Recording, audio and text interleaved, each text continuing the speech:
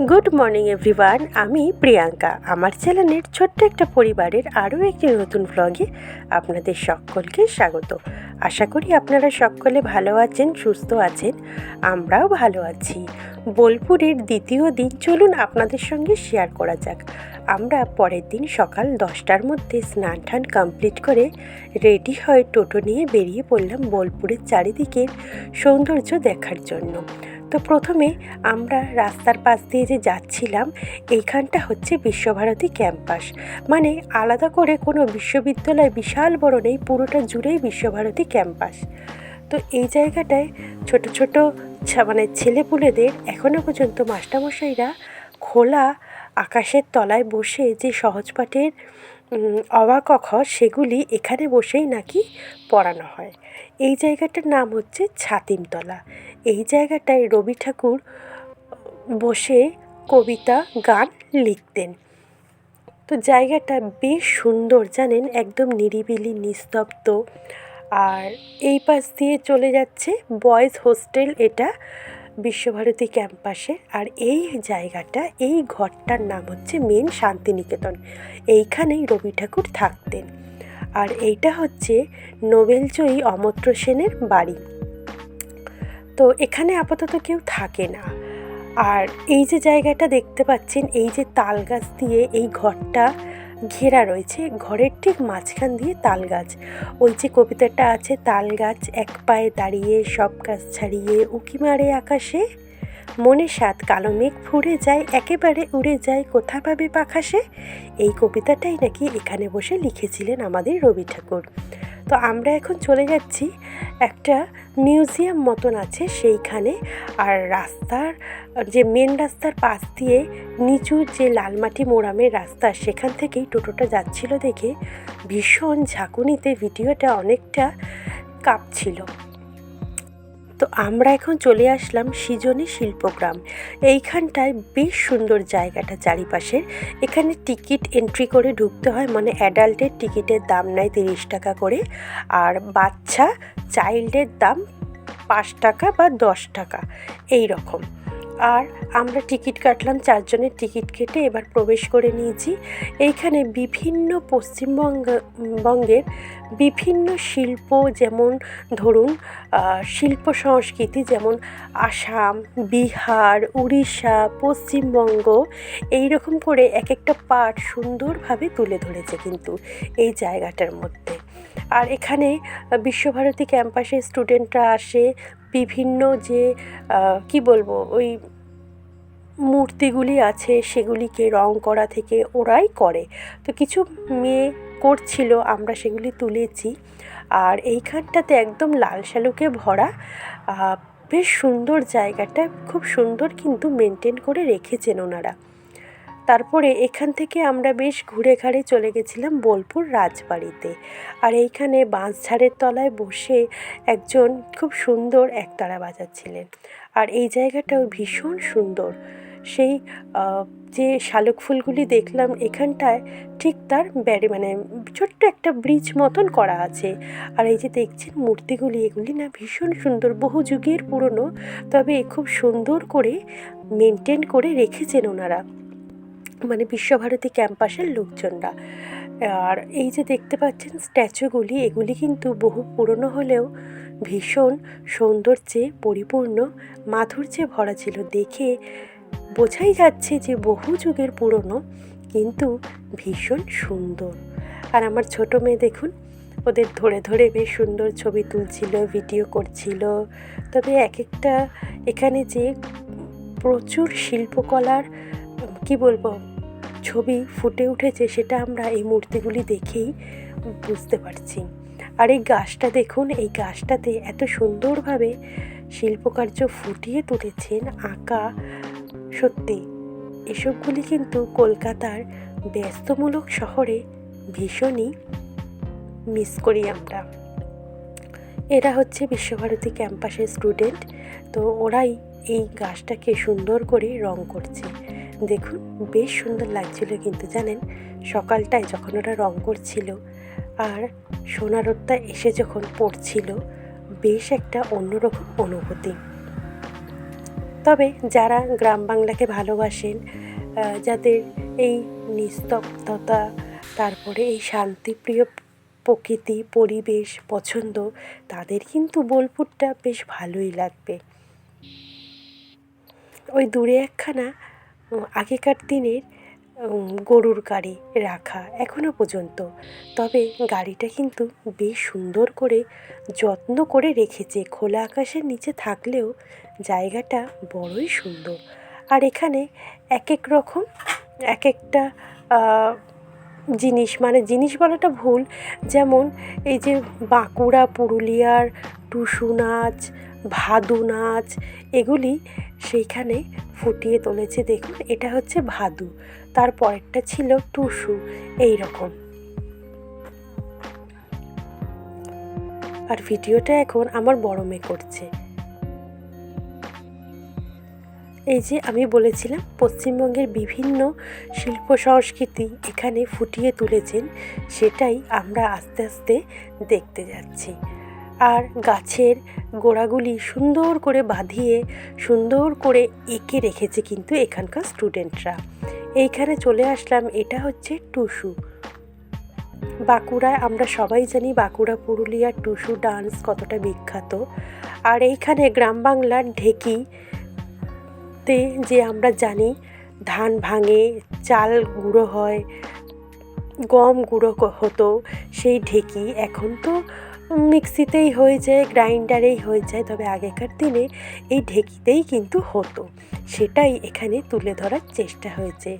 আর এই যে এই বিভিন্ন লেখা আছে এখানে, ঢেকিতে যখন ধান ভাঙা হতো বা চাল গুঁড়ো করা হতো, সেই ঢেকির গানটাও এখানে কিন্তু লেখা ছিল।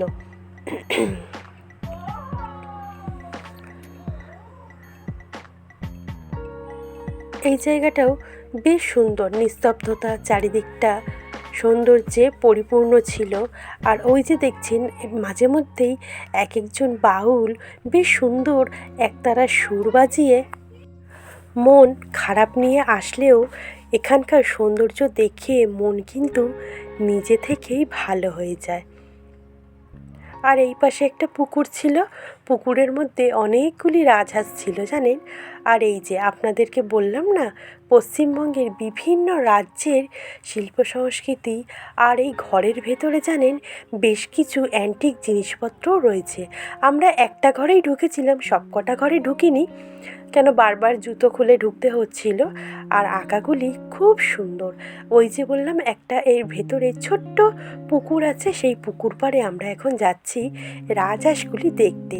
হাঁসগুলি শীতের মধ্যে বেশ সুন্দর ঘুমিয়েছিল। দেখুন, 4খানা হাঁস। তো কিছুক্ষণ পুকুর পাড়ের সামনে দাঁড়িয়ে বসে আমরা চলে আসলাম এই ঘরগুলির দিকে। ওই যে দেখলেন ওই কাকিমা ঘর থেকে বেরোচ্ছেন, উনি ঘরের ভেতরে ঢুকে দেখছিলেন যে ভেতরে কি কি জিনিসপত্র রাখা আছে। আগেকার দিনের মূর্তি, তারপরে কি বলবো, এক একটা জায়গার এক এক রকমের সৌন্দর্য তুলে ধরেছেন। তো আমার ছোটো মেয়ে ভীষণভাবে বায়না করছিল যে মা একটু ঘরের ভেতর ঢোকো না। তো আমরা এখানে আসলাম, ঘরের ভেতরে এসে দেখলাম এই যে দেখছেন কাঁচের মধ্যে করে রাখা, এই যে উনুনে রান্না হচ্ছে, তারপরে এই পিতলের জিনিসপত্র, এগুলি কিন্তু পিতলের, ওই যে অ্যান্টিক জিনিস আমরা বলি না, সেই রকম জিনিসই এই ঘরের মধ্যে খুব সুন্দরভাবে গুছিয়ে রাখা আছে। আর সবথেকে বড় কথা কী বলুন তো, এই ঘরের ভেতরের পুরোটাই কিন্তু মাটির তৈরি। এই যে দেখছেন ধামসা, ঢোল, এই ঝেঁটা, তারপরে আরও অনেক কিছু বিভিন্ন ধরনের জিনিসপত্র এরম সুন্দরভাবে খুব সুন্দর করে রাখা ছিল। এইটা ছিল মনে হয় বাঁকুড়া বা পুরুলিয়ার জিনিসপত্র। এই যে দেখছেন টেরাকোটার জিনিস, আর ওই দেখুন হ্যাঁ পুরুলিয়ার ছৌ নাচের মূর্তি, আর ওইখানে ঢোল, সব কিছু এরমভাবে প্রত্যেকটা ঘরে সুন্দর করে গুছিয়ে রাখা আছে কিন্তু সবটা। আবার ওখানকার ছোট ছোট অনেকগুলি কুকুরের বাচ্চাও ঘোরাফেরা করছিল, সদ্যোজাত, মানে সদ্যোজাত না ঠিক, হয়তো দিন 15-20 আগে এরকম। আর এইখানে বেশ সুন্দর একটা পালকি রাখা আছে। পালকির ভেতরে নববধূটাও কিন্তু বেশ সুন্দর। খোলা আকাশের নিচে থেকেও এতটুকু ধুলো, এতটুকু ময়লা বা কোথাও কোনো ঝুল নেই, এত সুন্দরভাবে টিপটপ করে পরিষ্কার করে রেখেছে।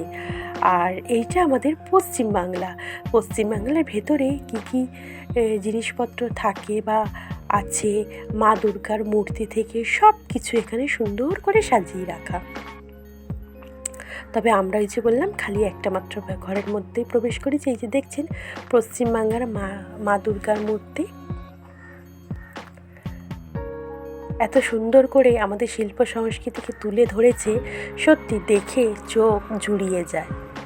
তবে এখানে একটা বুঝতে পারলাম না এটা পিতলের না রূপার একটা মূর্তি কিন্তু আছে মা দুর্গার, বেশ ঝলমল করছিল যাকে বলে। এই পুরো চত্বরটাই পশ্চিমবাংলার বিভিন্ন জিনিসপত্র এখানে রাখা আছে।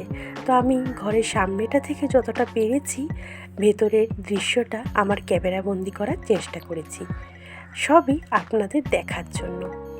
তো আমরা এবার এখান থেকেও বেরিয়ে যাচ্ছি। আর এখানটা মাঝখানে, মাঠের মাঝখানে বেশ সুন্দর একটা মূর্তি, ঝিনুকের ভেতরে বুদ্ধের মূর্তি। তো যাই হোক, আমাদের পুরোটা এবার দেখা কমপ্লিট হয়ে গেছে। আমরা আস্তে আস্তে এবার বাইরে চলে যাব। বাইরে গিয়ে একটু কিছু আমরা টিফিন করেছিলাম, মনে হয় পাউরুটি আর ঘুগনি খেয়েছিলাম সেখানে। খেয়ে আর তারপরে ওখানে বেশ চপ বেগুনি সকালবেলা খুব সুন্দর ভাজে। ওই চপগুলি খেতেও কিন্তু বেশ সুন্দর, আমাদের কলকাতার থেকে মোটামুটি ভালো। চপগুলি বেশ সুন্দর, ভেতরে আলুর পুরটা অনেকখানি দেয়। আর তারপরে আমরা টিফিন সেরে চলে আসলাম বোলপুর রাজবাড়ি। তবে এখানে আমি ভেতরে কিন্তু আমরা কোনো রকম যাইনি। কেননা যাইনি, প্রথমেই বলছি শুধু নিচের তলাটুকুনি ঘুরে আপনারা দেখবেন, ওপরে উঠতে পারবেন না, সেই কারণে আমরা বাইরে থেকেই চলে আসলাম। আর এইটা হচ্ছে বোলপুরের যে আমরা বাটিকের জিনিসপত্র পড়ি, এইটা হচ্ছে সেই বাটিক তৈরির কারখানা। কারখানা না, এখানে হ্যান্ড বাটিক তৈরি হয়, সবটাই হাতে ধরে করে। ওই যে আপনাদের সঙ্গে প্রথমে একটু শেয়ার করেছিলাম কাপড়গুলি, আর এইখানে না ভিডিও করা একদম নিষিদ্ধ করে দিয়েছিল এই আমার কুঠির ঘরের ভেতরে, সেই কারণে একটুখানি ভিডিওটা তুলেই আমরা বন্ধ করে দিয়েছি। আর এখন আমরা চলে যাচ্ছি কোপাই নদীর তীরে। বোলপুরে এসেছি আর কোপাই নদীটা দেখব না, সেটা কি হয়? তাই এখন আমরা চলে যাচ্ছি। চারিদিকটা বেশ অ্যাডভেঞ্চার জায়গা, বুঝলেন? দেখতেই পাচ্ছেন ঘন জঙ্গলে ভরা, তার মধ্যে মোরামের সিঁড়িটা কিছুটা জায়গায় জায়গায় ক্ষয়ে গেছে, আবার কিছুটা জায়গায় বেশ ভালো আছে। আর কোপাইয়ের ওপারটায় ঘন সাদা কাশফুলের মেলা বসেছে যেন। মনে হচ্ছে এই তো কদিন আগেই দুর্গাপুজো গেল, বা এখনও হয়তো যায়নি, পুজো আসছে। কাশফুলগুলি এতটাই সতেজ ছিল। নদীটা দূর দূরান্তে বয়ে যাচ্ছে। আর এই যে বললাম না আপনাদের, প্রথমেই দেখিয়েছিলাম একটুখানি বাটিকটা এই রকমভাবে তৈরি হচ্ছিল। তারপর আমরা রাতে ফিরে এসে আজকেও রুমালি রুটি, আজকের নেওয়া হয়েছিল চিকেন কোরমা, আর তার সঙ্গে 2 প্যাকেট বিরিয়ানি। সবাই মিলে খাওয়া দাওয়া সেরে রাত্রিবেলা ঘুমিয়ে পড়ে পরের দিন চলে আসলাম বোলপুর স্টেশনের চারিদিকেই এরকম অ আ ক খ চারিদিকে লেখাতে ভর্তি। আর স্টেশন চত্বরে বেশ লোকজনের গমাগম, ভিড়ভাট্টা। আর আমরা ধরেছিলাম বোলপুর থেকে শান্তিনিকেতন এক্সপ্রেস। আমাদের রিজার্ভেশন করাই ছিল, টিকিট নাম্বার ছিল 7, 8, 9, 10, পরপর 4খানা টিকিট, এইদিকে 3টে আর এইদিকের ফার্স্টেরটা। ট্রেনটা বেশ পরিষ্কার ছিল কিন্তু।